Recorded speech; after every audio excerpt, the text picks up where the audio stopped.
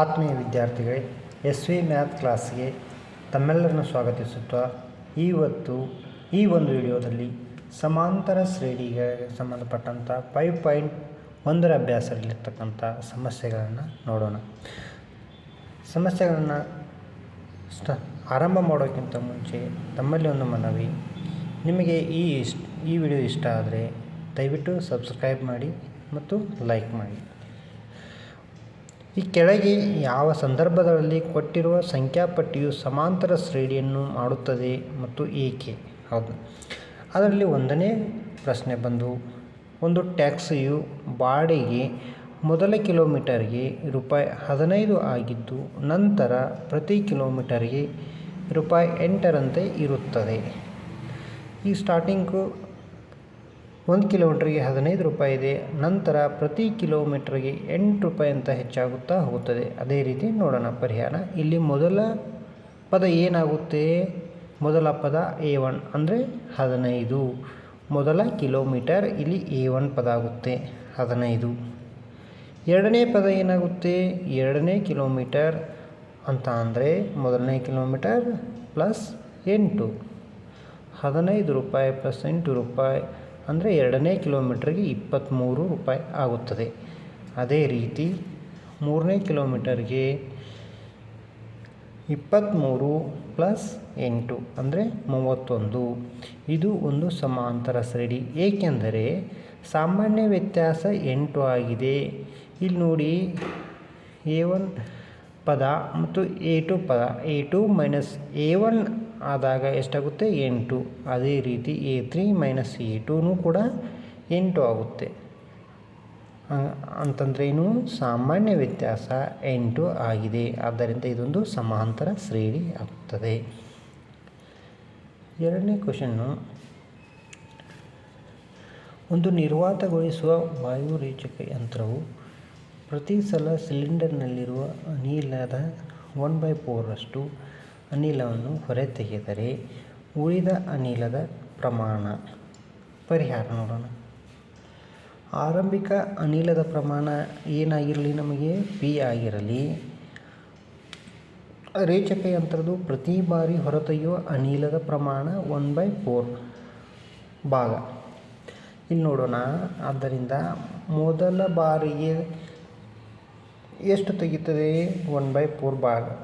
ಎದರದ್ದು 1/4? ಮುಂಚೆ ಇದ್ದಂಥ ಅನಿಲದ 1/4 ಭಾಗವನ್ನು ಹೊರತೆಗೆಯಲಾಗಿದೆ.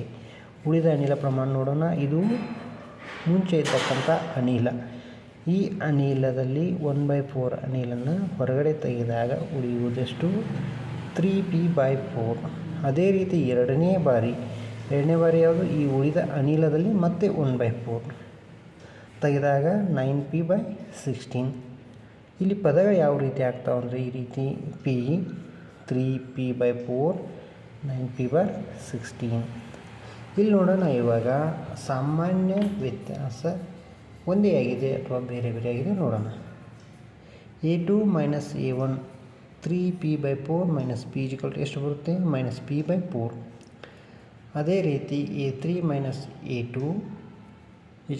9P/16 ಮೈನಸ್ 3P/4 ಎಷ್ಟು ಬರುತ್ತೆ? ಇಲ್ಲಿ -3P/16.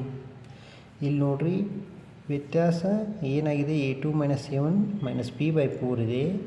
ಇಲ್ಲಿಯ ವ್ಯತ್ಯಾಸ -3/16 ಇದೆ. ಆದ್ದರಿಂದ ಇಲ್ಲೇನು? A2 minus A1 do not equal to A3 minus A2. ಆದ್ದರಿಂದ ಇದೊಂದು ಸಮಾಂತರ ಶ್ರೇಣಿ ಅಲ್ಲ. ಅದೇ ರೀತಿ ನಮ್ಮ ಮೂರನೇ ಕ್ವಶನನ್ನು ನೋಡಿದರೆ,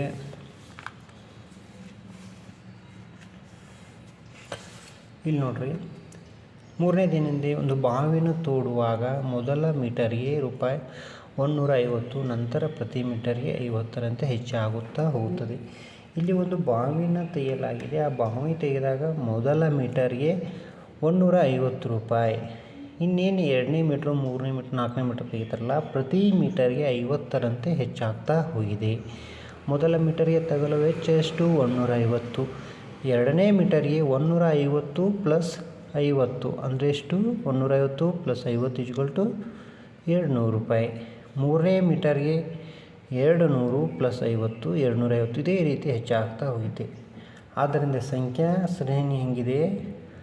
ಸಂಖ್ಯಾಪಟ್ಟಿ 150 200 250 ಡ್ಯಾಶ್ ಡ್ಯಾಶ್. ಇಲ್ಲಿ ಸಾಮಾನ್ಯ ವ್ಯತ್ಯಾಸ ಏನಾಗಿದೆ? 50 ಆಗಿದೆ. A2 minus A1 50, A3 minus A2 50. ಆದ್ದರಿಂದ ಇದೊಂದು ಸಮಾಂತರ ಶ್ರೇಣಿ ಆಗಿದೆ. ಇನ್ನು 4ನೇ ಕ್ವಶನ್ನು, ಆರಂಭಿಕ ಠೇವಣಿ 10,000, ಇಂಟ್ರೆಸ್ಟ್ ಆಫ್ ರೇಟ್ ಅಂದರೆ 8% ಚಕ್ರ ಬಡ್ಡಿಯಂತೆ ಪ್ರತಿ ವರ್ಷಕ್ಕೆ ಆಗುವ ಮೊತ್ತ. ಇಲ್ಲಿ ನೋಡ್ರಿ,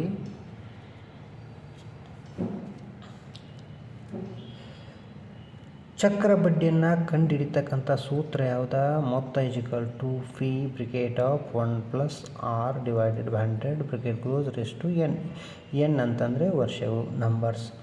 ಆರ್ ಅಂತಂದ್ರೆ ರೇಟ್ ಆಫ್ ಇಂಟ್ರೆಸ್ಟ್. ಪಿ ಅಂತಂದ್ರೆ ಏನು? Principal amount. ಇಲ್ಲಿ ನೋಡ್ರಿ, ಏನು ಅಸಲು ಪ್ರಿನ್ಸಿಪಲ್ ಅಮೌಂಟ್ ಎಷ್ಟಿದೆ? 10,000. ರೇಟ್ ಆಫ್ ಇಂಟ್ರೆಸ್ಟ್ ಆರ್ ಎಷ್ಟಿದೆ? 8%. ಈ ಮೊದಲನೇ ವರ್ಷಕ್ಕೆ ಮೊತ್ತ ಎಷ್ಟಾಗುತ್ತೆ ಅನ್ನೋದನ್ನು ನೋಡೋಣ. ನಾವು ಫಾರ್ಮುಲಾ ಯೂಸ್ ಮಾಡ್ಕೊಂಡು ಕ್ಯಾಲ್ಕುಲೇಷನ್ ಮಾಡೋಣ. ಪಿ ಅಂತಂದರೆ ಎಷ್ಟು? 10,000 ಬ್ರಿಕೆಟ್ 1 plus rate of interest E2 divided 100. N ಅಂದರೆ ಇಯರ್ಸ್, ನಂಬರ್ 1. ಇಲ್ಲಿ ನೋಡ್ರಿ, ಇದನ್ನು ಗುಣಾಕಾರ ಮಾಡಿ ಇದನ್ನು ಕೂಡಿಸ್ತೀನಿ. 100 plus divided by 100. 10,000 into 108 divided by 100.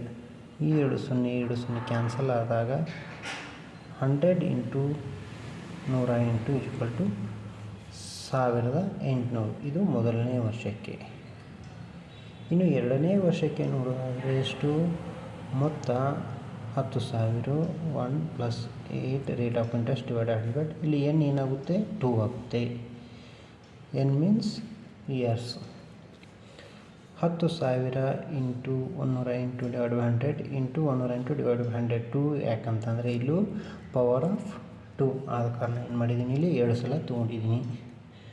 ಇವೆರಡು ಸೊನ್ನೆ ಕ್ಯಾನ್ಸಲ್ ಆಗ್ತವೆ, ಇವೆರಡು ಸೊನ್ನೆ ಕ್ಯಾನ್ಸಲ್ ಆಗ್ತವೆ.